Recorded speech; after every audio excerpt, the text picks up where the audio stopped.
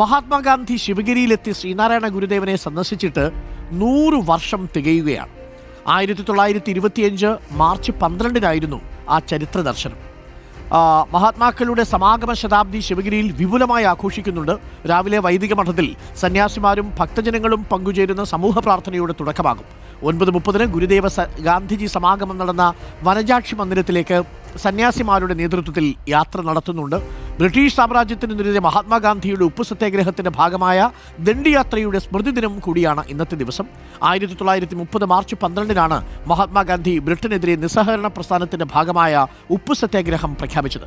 ഇതിന്റെ ഭാഗമായിട്ടാണ് ഉപ്പളങ്ങളിലേക്ക് ദണ്ഡിയാത്ര തീരുമാനിക്കപ്പെട്ടത്. തനിക്കൊപ്പം സന്തത സഹചാരികളായിരുന്ന 78 പ്രവർത്തകരുമായിട്ടാണ് ഗാന്ധിജി അന്ന് യാത്ര ആരംഭിക്കുന്നത്.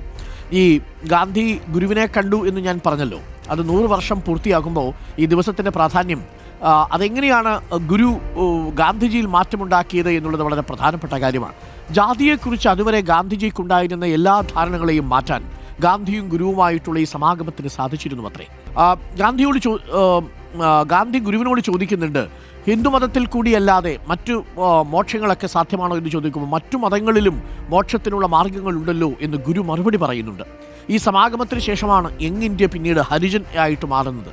ഗാന്ധിജിയുടെ ജാതിയെക്കുറിച്ചുള്ള ധാരണകൾ പലപ്പോഴും മാറ്റിമറിക്കുന്നതായിരുന്നു ഗുരുവുമായിട്ടുള്ള സംഭാഷണം.